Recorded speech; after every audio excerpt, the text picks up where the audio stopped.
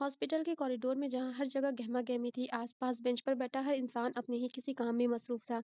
ऐसे में वह दोनों चेहरे पर संजीदगी सजाए स्क्रब पहने खामोशी से बाहर की तरफ जा रहे थे। मुस्तफ़ा ने उसके सीरियस चेहरे को देखा, उसे शरारत सूझी। "ज़ाविया सुन ना।" "हाँ, बोल।" उसकी नज़रें अभी भी सामने कॉरिडोर पर थीं। "मेरे यहाँ दर्द हो रहा है।" "कहाँ?" उसने रुकते हुए पूछा। "यहाँ।" उसने अपने गुर्दे की तरफ इशारा किया। "क्यों, खैरियत?" उसने परेशान होते हुए पूछा। शायद हार्ट अटैक आ रहा हो। अच्छा, क्या? अल्फाजों पर गौर करते उसने हैरानगी से पूछा। तुझे गुर्दे में हार्ट अटैक आ रहा है? उसने एक-एक लफ्ज़ पर जोर देते हुए कहा।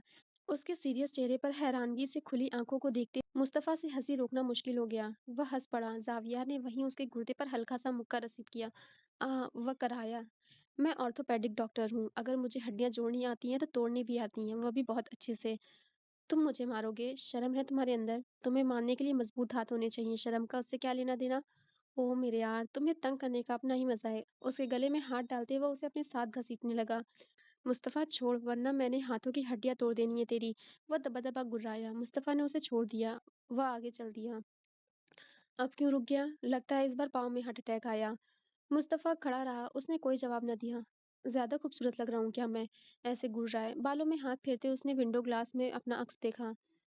तुमने मुझे झड़का? उसकी आवाज़ में गहरा सदमा था। ज़ावियार साँस भर के रह गया। ओह यार! चल ड्रामे ना किया कर। उसको बाजुओं से पकड़ी ज़बरदस्ती अपने साथ लिए वह बाहर निकला। कैफ़े में बैठते ही चाय का ऑर्डर दिया जो कि कुछ ही देर में उनकी टेबल पर पहुँच चुकी थी। वैसे बाप बनने वाला है, अब तो ड्रामे खत्म कर दे।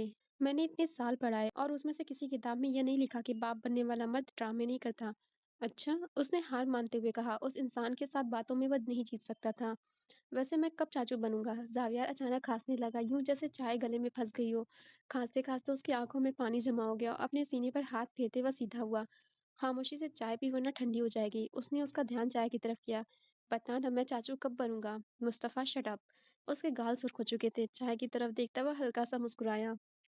मुस्तफ़ा चुप हो गया। मोबाइल पर आई ज़रूरी कॉल का जवाब देते उसने कॉल काटी। फ़ोन पॉकेट में रखते हुए रूम में आया। वह ढीली सी शर्ट और ट्राउज़र पहने बेडशीट सेट कर रही थी। बुराक वहीं ड्रेसिंग टेबल के साथ टेक लगाए खड़ा हो गया। बेडशीट सेट करके वह पीछे मुड़ी। वह उसे देख रहा था। उसके पास से होते उसने टेबल पर पड़ा अपना क्लेचर उठाया और पाल बाँधे। फिर गले में पहना स्कार्फ उतारकर बेड पर रखा। वो सोने की तैयारी कर रही थी।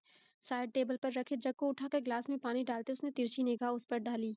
वो उसे ही देख रहा था। वो पानी पीने लगी। ग्लास वापस जगह पर रखने के बाद उसने गहरा सांस लिया। फिर उसके बिल्कुल सामने आ खड़ी हुई। मेरे मुँह पर कुछ लिखा है क्या? क्या? मैंने कुछ कहा तुम्हें? तुम देख क्यों रहे हो कब से? अब मैं देख भी नहीं सकता, उसने मासूमियत से पूछा। इस वक़्त देखने की वजह अपनी बीवी को देखने का कोई टाइम होता है क्या? बुराक, तुम मेरे सवालों के जवाब देने के बजाय उल्टा अपने सवाल कर रहे हो। ठीक है, उल्टा नहीं करता, सीधा कर लेता हूँ। बुराक, उसकी आवाज़ में तंबी थी। यस माय लव, उसके अंदाज़ में इतनी ही मिठास थी। ना देखो ऐसे, अब की बार उसने आराम से कहा। कैसे? उसकी आँखों में झाँकते उसने दिलचस्पी से पूछा। इन आँखों से।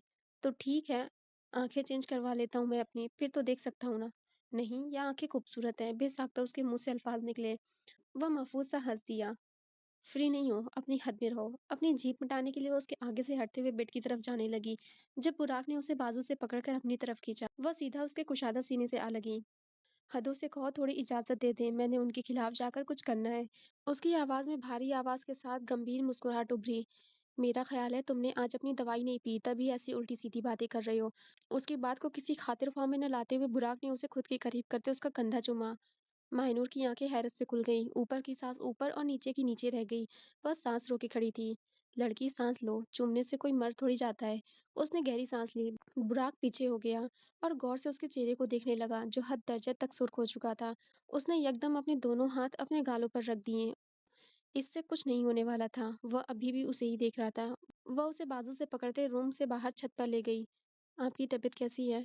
मैं कोई बीमार थोड़ी हूँ जो आप मुझसे ऐसे पूछ रहे हैं। मोबाइल पर अपने नए डिज़ाइन को देखते उसने जवाब दिया। क्यों? यह सवाल सिर्फ़ बीमारों से ही किया जाता है क्या? मैंने ऐसा तो नहीं कहा। हूर ने मोबाइल साइड पर करते उससे देखा। आप सुबह से 4 बार ये सवाल कर चुकी हैं। तो आप मेरे सवाल गिन रही थी क्या? उसे बातों में से बात निकालनी खूब आती थी। अब एक ही सवाल बार-बार करेंगे तो याद तो रहेगा ना? तो ठीक है, अब की बार नया सवाल कर लेता हूँ।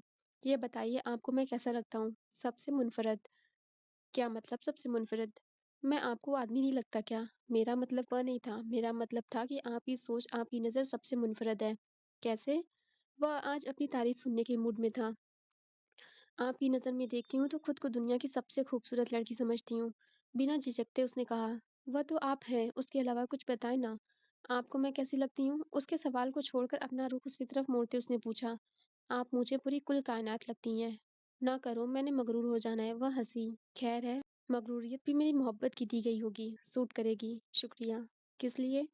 उसने नासमझी से पूछा, उसमें शुक्रिया करने वाली कौन-सी बात थी?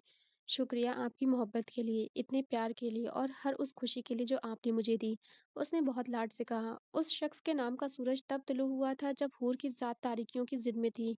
जब बहुत से लोगों ने उसके सांवले रंग की वजह से ठुकरा दिया था, तब यह इंसान उसकी सांवली सूरत के पीछे चमकती सीरत पर तिलहारा था। शुक्रिया मुझ पर और मेरी मोहब्बत पर भरोसा करने के लिए। और हमारे इस रिश्ते को मुकम्मल करने के लिए।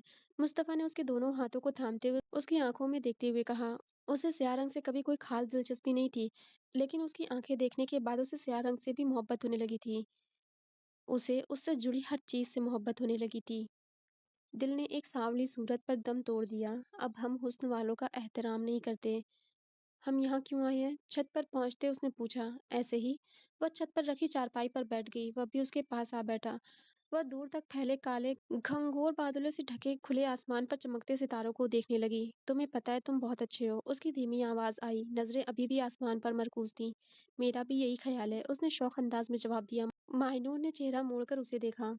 मैंने तुम जैसा खुद पसंद इंसान आज तक नहीं देखा। इसका मतलब तुमने जिंदगी में कुछ नहीं देखा। वह मुस्कुरा दी। आखिर उसकी उन्हीं बातों की वजह से वह उसे पसंद था। तुमने कभी किसी और की तारीफ की है? उसके पूछने पर वह सोच में पड़ गया। शायद नहीं। याद नहीं आ रहा मुझे। मेरी तारीफ करो। उसने अचानक उसे देखते हुए कहा और चेहरा उसकी तरफ मोड़ लिया। हाँ? क्या हाँ? तारीफ करो मेरी। उसकी नजरों ने अपने सामने बैठी लड़की के चेहरे का तवाफ किया। क्या वाकई लफ्जों में बयान की जा सकती है? तारीफ करो मेरी, इतना क्या सोच रहे हो? सोच रहा हूँ कितना झूठ बोलूं, आखिर मरने के बाद हिसाब भी तो देना होगा। वह मजाक उड़ाने वाले अंदाज में हंसा। वह बदमजा हो गई। मैं तुम्हें लफ्जों में बयान नहीं कर सकता। तुम दुनिया की तमाम खूबसूरत जुमलों का निचोड़ हो। उसकी नरम आवाज में कहने पर माहिनूर को दिल ही दिल में बहुत खुशी भी हुई, लेकिन वह जाहिर क्यों करे। वह मुस्कुराहट दबाते हुए बोली, बस करो, तुम्हारी बाएं तरफ का फरिश्ता लिख लिख कर थक गया होगा। उसने सर नफी में हिलाया। उन औरतों की जितनी तारीफ कर लो या खुश नहीं होती। तुम्हारे लिए मोहब्बत क्या है? बुराक ने उससे पूछा। मोहब्बत का नहीं पता, लेकिन तुम्हें देखूं तो सुकून मिलता है। बुराक ने यकलखत उसको देखा। एक मिनट, क्या तुमने मेरी तारीफ की? उसकी आवाज में हैरत थी। क्या तुम्हें हजम नहीं हो रही? अगर मैंने कुछ गलत नहीं सुना तो यह एक सदी का सबसे बड़ा इंकशाफ है कि माहिनूर शाह ने बुराक सुल्तान की तारीफ की। उसने एक एक लफ्ज को तोड़ तोड़ कर कहा। बुराक, तुम मुझे मेरी अपनी ज़ात से ज़्यादा अज़ीज़ हो। अगर कभी मुझे तुम में और खुद में किसी एक को चुनना पड़े तो मैं बिला झिझक तुम्हें चुनूँगी।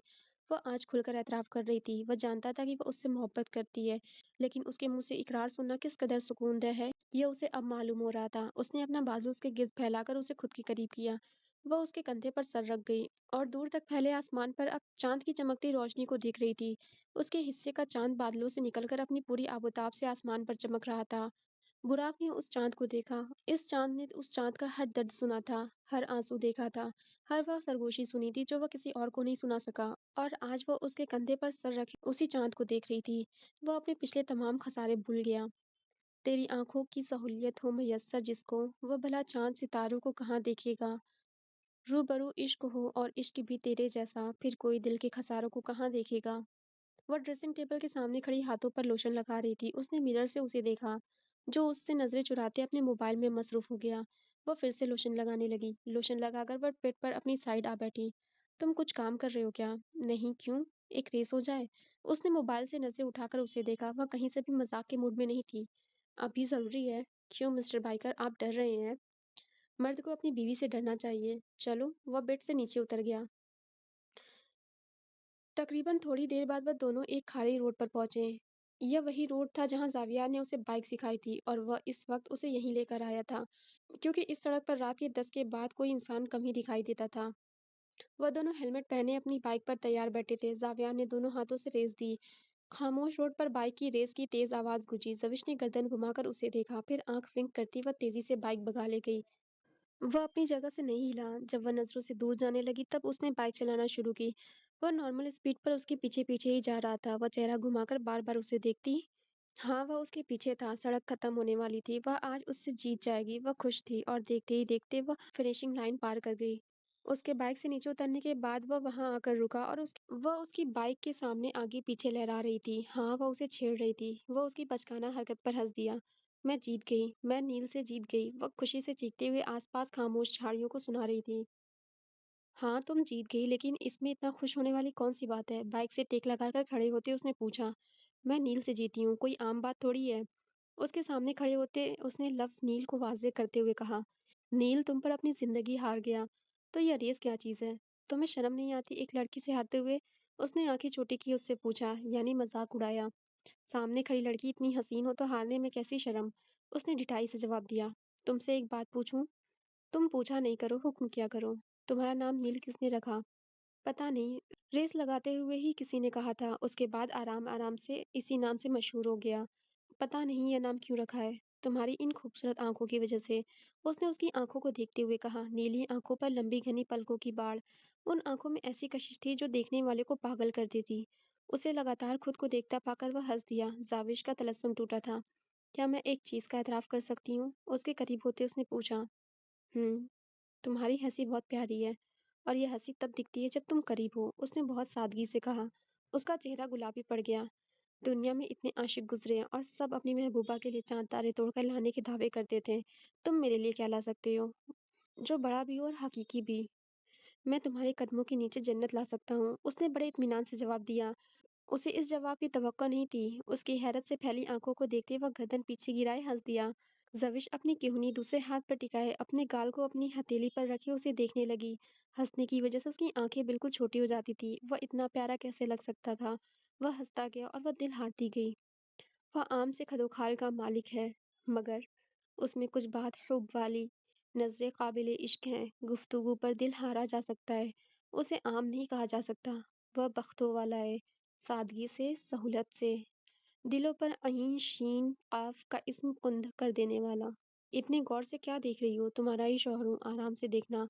उसे यूँ खुद को तकता पाकर उसने शौख़ अंदाज़ में कहा। "सोच रही हूँ क्या मैं इतना सब डिज़र्व करती थी, जितना मुझे मिला है?" उसने खोए हुए लहजे में कहा। "यू डिज़र्व एवरीथिंग, लेकिन मेरे जैसा इंसान मोहब्बत के सिवा और क्या दे सकता है?" उसने मोहब्बत 5 नज़रों से उसे देखा। ज़विश ने नज़रें चुरा लीं, उन आँखों में आँखें डालकर देखने की सकत उसमें न थी। एक कदम मज़ीद आगे बढ़ाते उसने अपने और उसके दरमियान से फ़ासला ख़त्म किया।